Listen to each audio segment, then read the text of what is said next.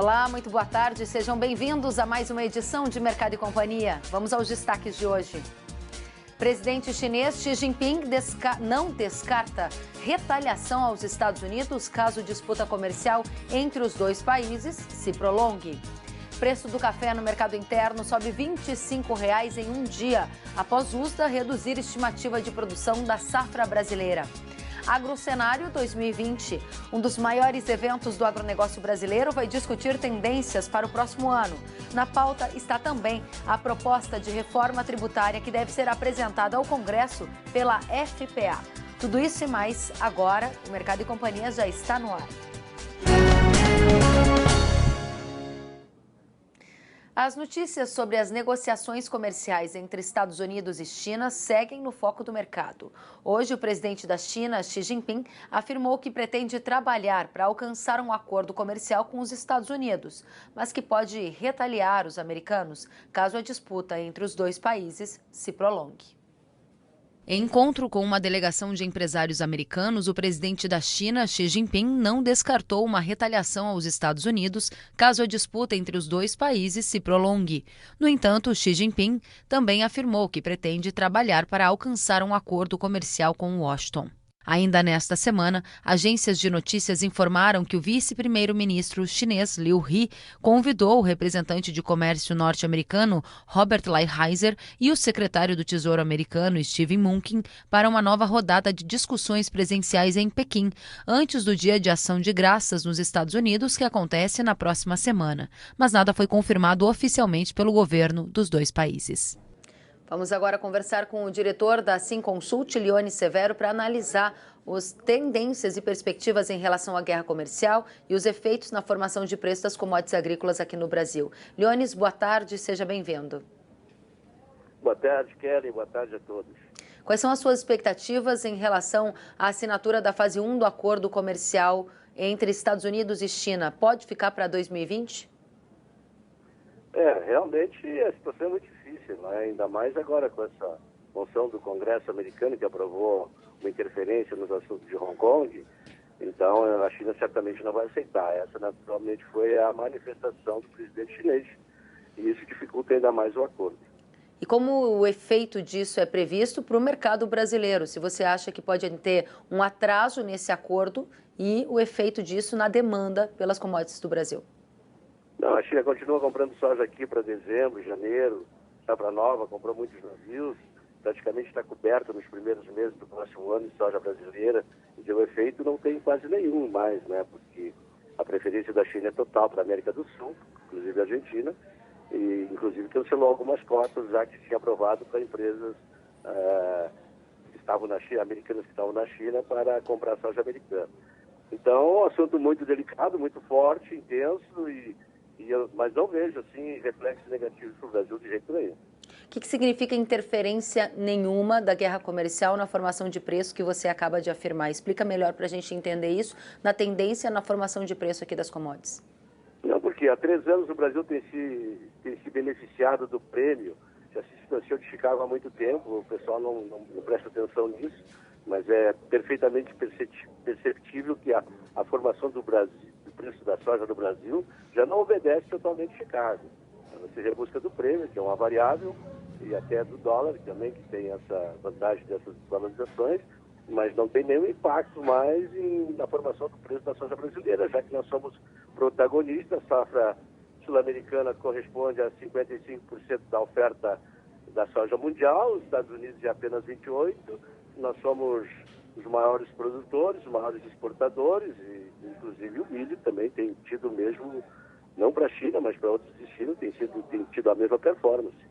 Então, você está dizendo para a gente é que, mesmo que haja uma trégua na guerra comercial e isso repercuta em queda no preço na Bolsa de Chicago, o efeito para o preço ao produtor brasileiro será limitado, visto que ele tem sido muito mais impactado pelas altas de prêmios nos portos e também pela alta do dólar. A pergunta seguinte, então, há uma tendência de continuidade de dólar ao redor de 4,20 e prêmios em alta na sua avaliação, de modo a sustentar o preço das commodities aqui no Brasil? Evidentemente que sim, porque o nosso milho vivendo uma crise, né, exatamente pelo volume destinado à exportação, que pode passar de 42 milhões de toneladas, e Depois tem o consumo interno, que consome 180 mil toneladas por dia, e isso está criando uma crise de escassez. A escassez também é nas carnes, depois que a China detonou o processo de importação, isso é recente. Quer dizer, primeiro a escassez nasce do país consumidor e depois repassa para os países produtivos. O Brasil está vivendo essas crises, tanto no boi como no milho, e eventualmente viverá na soja.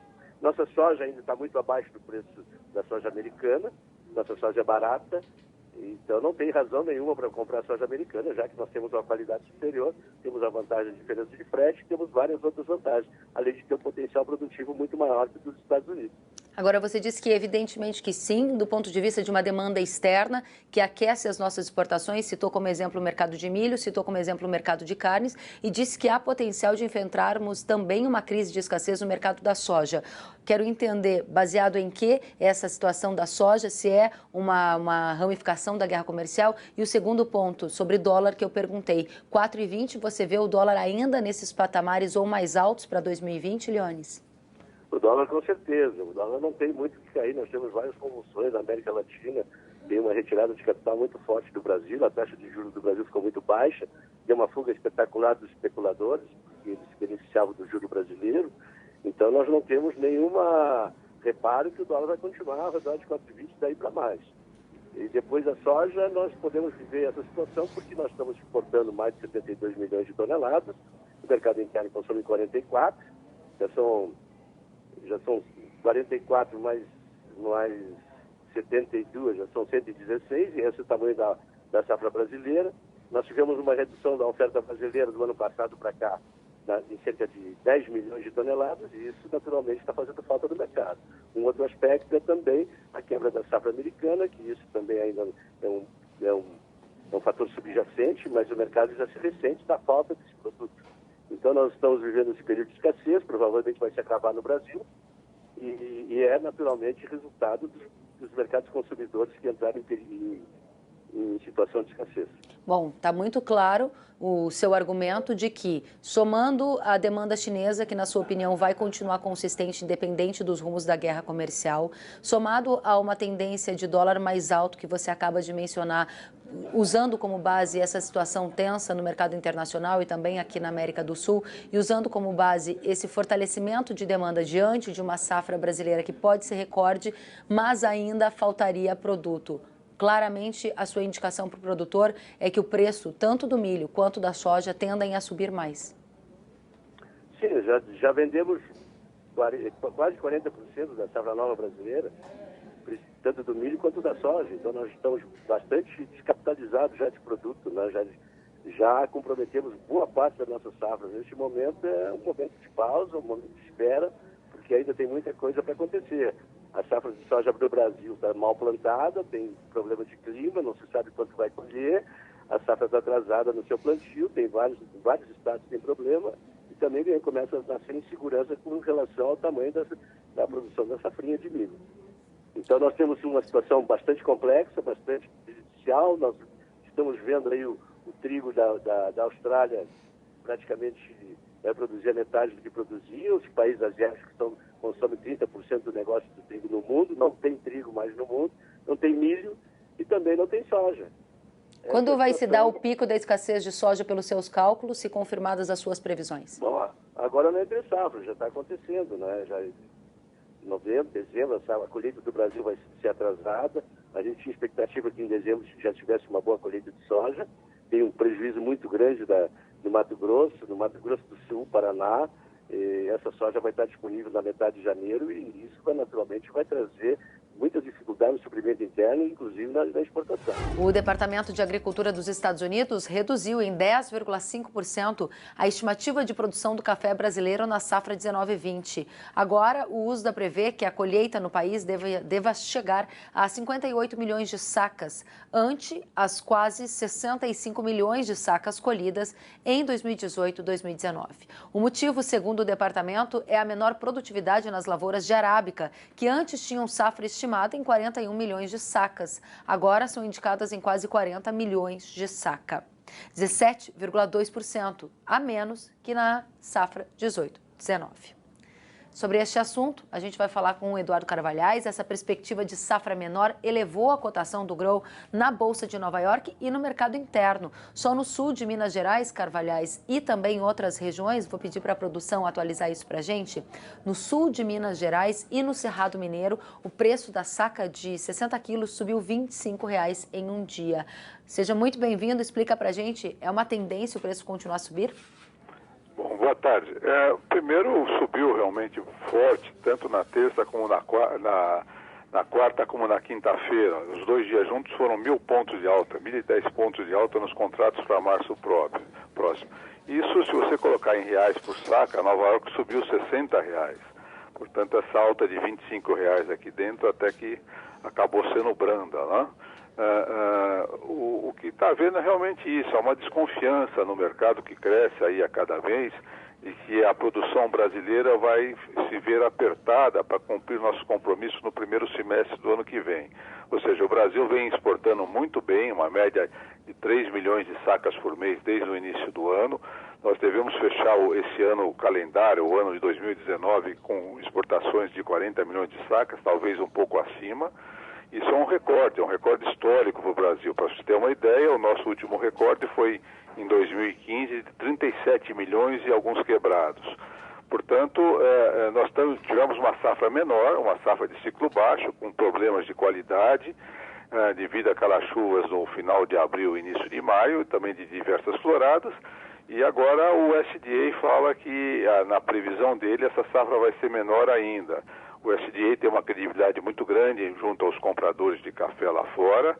Ele é conhecido por ter as estimativas mais altas de produção de café e, mesmo assim, ela se mostra insuficiente. Se nós somarmos os 40 milhões de sacas de exportação com 20 a 21 de consumo interno, são 61 milhões. Portanto, a situação é apertada. E ainda ontem, naquele seminário internacional do café, a declaração do presidente da Cochupé, que é a maior cooperativa de café do Brasil e do mundo, ele mostrou essa preocupação, dizendo que está preocupado com os estoques que a Cochupé, que é a maior cooperativa do Brasil, tem no momento. Ou seja, parece que os ventos estão mudando. O cafeicultor que estava vivendo uma crise de preços começa agora a observar alta no mercado interno, ainda bem menor do que aquilo que poderia ter sido, de acordo com o que você diz, mas na perspectiva, exportação aquecida, consumo interno seguir se mantendo e uma oferta que pode não ser suficiente, quer dizer que os preços agora vão engrenar em sucessivas altas? É difícil se ter certeza. O mercado é muito rápido, as informações se sucedem, mas há um consenso de que realmente a situação entre o que nós precisamos de café para cumprir as exportações e o consumo interno e a produção estão muito justas. Se exatamente vai sobrar um pouco, vai faltar um pouco, é impossível de saber. E a outra coisa também é que o clima continua preocupando. O clima é incerto, agora está chovendo mais, mas as chuvas chegaram atrasadas. Nós tivemos várias floradas de novo esse ano e há entre os agrônomos especializados em café a ideia de que a nossa próxima safra do ano que vem, que é de ciclo alto, ela vai ser boa, mas não vai ser recorde, ou seja, vai ficar abaixo da de 2018, segundo eles. Tudo isso aponta para uma situação de preços mais firmes. Mas, no entanto, os cafés mais fracos, arábicas de bebida pior e mesmo o conilon, ainda estão em preços que não cobrem os custos de produção. Se você faz a média de cada produtor, esses cafés mais finos chegaram aí a R$500, 500 e poucos reais, ou às vezes um pouco menos, entre 480 e 520, mas isso é a parte melhor da produção de cada fazenda. Você tem as varrições, você tem os cafés mais baixos todos. Então, a média ainda de produção no ano, o preço ainda não é satisfatório. Mas já é um alívio. Você nota os produtores mais satisfeitos com os preços que chegaram essa semana, os cafés melhores. Sem dúvida. Agora, esse momento do mercado já se reverteu em vendas antecipadas? Mais produtores entraram em contato com vocês para fechar negócios para esse novo ciclo? Ou estão confiantes que o preço vai subir e agora resolveram esperar? No físico, no venda do dia a dia, a gente nota os produtores vendendo à medida que eles têm compromissos a cumprir. Como eles veem que o café é pouco, que se eles venderem para aplicar no mercado financeiro, hoje em dia os juros são bastante baixos, a inflação está baixa também, eles estão optando por segurar o que eles têm da produção em café mesmo e vendendo à medida que eles precisam desse numerário, desse dinheiro. Portanto, eu tenho a impressão que mesmo nesses preços melhores, os compradores vão continuar tendo dificuldades para comprar café aqui no Brasil. Entidades do setor produtivo estão trabalhando em uma proposta de reforma tributária que deve ser apresentada ao Congresso pela Frente Parlamentar da Agropecuária. Este assunto, inclusive, é um dos temas do AgroCenário 2020, que vai acontecer em Brasília no dia 4 de dezembro. Evento organizado pela AproSoja Brasil, pela Corteva AgriScience, com apoio do Canal Rural. O objetivo do evento é debater os panoramas políticos, econômicos, de tecnologia, de sustentabilidade para o agronegócio já no próximo ano. Para essa conversa, nós recebemos hoje o diretor executivo da AproSoja Brasil, Fabrício Rosa, que vai participar do AgroCenários, este que é um dos mais importantes eventos do agro para o ano. Fabrício, boa tarde. Um dos temas que estará em debate é a reforma tributária e agora o setor agropecuário quer apresentar a própria proposta de uma reforma tributária. Conta pra gente. Exatamente, Kelly. Boa tarde a você, todos os amigos do Canal Rural. Nós temos acompanhado as reformas, as propostas de reformas, tanto a PEC 110 está no Senado, quanto a 45 que está na Câmara dos Deputados, uma comissão especial, e nos preocupa o fato de que na transição de um regime para o outro, o setor rural não tenha sido olhado assim com mais profundidade, e nós, ao examinarmos, percebemos que vai ter uma série de problemas que acabarão onerando a cadeia produtiva, né?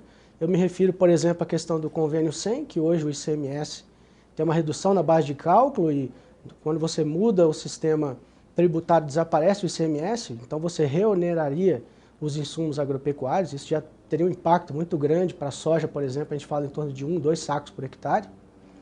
E nós falamos também na questão de toda a cadeia produtiva que acaba recebendo em cima de ainda que seja um único imposto no consumo, nós vamos ter impacto, por exemplo, na soja e que é um insumo para a produção de carnes, por exemplo, né?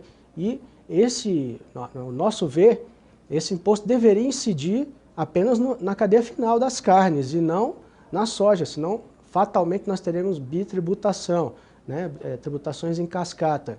Além do que, hoje você tem um problema você tem a Lei Candir, isso está sendo mantido, não vai ser cobrado imposto, mas você tem toda uma questão de acúmulo de créditos ao longo da cadeia e que nós não sabemos exatamente como vai se comportar nessa reforma nova e pode sim também trazer um imbróglio onde os produtores vão acabar pagando a conta, vai ser tributado deles, a indústria pode até conseguir rever os créditos, mas nós não estamos vendo ainda nessa proposta como vai ser solucionado essa parte. Então, tudo isso a gente pretende, junto com o governo, junto com o Congresso Nacional, né, nós chamamos lá membros da comissão especial que está analisando isso na Câmara, o governo federal também vai participar, chamamos o Alexandre Mendonça de Barros, né, para dentro de um painel, dentro desse evento grandioso que nós faremos em Brasília, o AgroCenário, discutimos essa proposta e como endereçar isso, né, no próximo ano aí, discutindo dentro do Congresso Nacional, que é a casa legislativa democrática para nós avançarmos com esse debate. Agora, é muito importante a gente deixar claro para a nossa audiência que hoje há pelo menos 3 propostas de reforma tributária na mesa. E uma delas do governo, uma no Senado, outra também em discussão na Câmara. E o ponto é, a FPA agora, entidade, ou melhor, a bancada agro, vai costurar a sua própria reforma e apresentar o seu próprio texto. É provável que isso aconteça ainda neste ano ou fica só para 2020? Olha, Kelly, isso evidentemente depende dos parlamentares, né? O timing é deles, eles é que decidem quando vão apresentar, inclusive se vão apresentar, né? Isso depende deles. Mas o fato é que o setor produtivo, né, preocupado com toda essa insegurança que pode ser criada com uma reforma tributária que, evidentemente, foi muito bem trabalhada por todos os membros da comissão especial, no Senado, diversos especialistas trabalharam nela, mas por não examinar as minúcias do setor agropecuário brasileiro e toda a estruturação em cadeias, acabou deixando de fora alguns pontos importantes que vão nos impactar. Por isso nós preferimos, ao invés de partir de remendos na proposta deles, elaborar uma proposta do setor onde eles possam enxergar quais são os gargalos, os problemas, e que assim nós possamos coadunar, possamos harmonizar as propostas para que essa proposta do setor produtivo, né, encampada aí num segundo momento pela FPA, possa realmente endereçar essas questões dentro das propostas, seja do governo, que está sendo encaminhada, seja essa do Senado ou da Câmara, que elas possam todas convergir para que não haja impacto nos produtores rurais, né, para o setor que é tão importante para a economia brasileira, e que uma das premissas da reforma tributária é não aumentar a carga tributária. Infelizmente, ao examinar, nós percebemos que haveria sim aumento de carga tributária, problemas com créditos, e tudo isso nós ainda precisamos ajustar, azeitar na reforma tributária que será feita. Muito bom, é uma discussão importantíssima e que o Canal Rural vai transmitir ao vivo no dia 4 de dezembro, direto de Brasília, no Agrocenários, um dos maiores e mais importantes eventos do agronegócio para discutir tendências e perspectivas para o setor também no próximo ano. Aproveito para deixar a oportunidade para que você convide a todos para participarem junto conosco.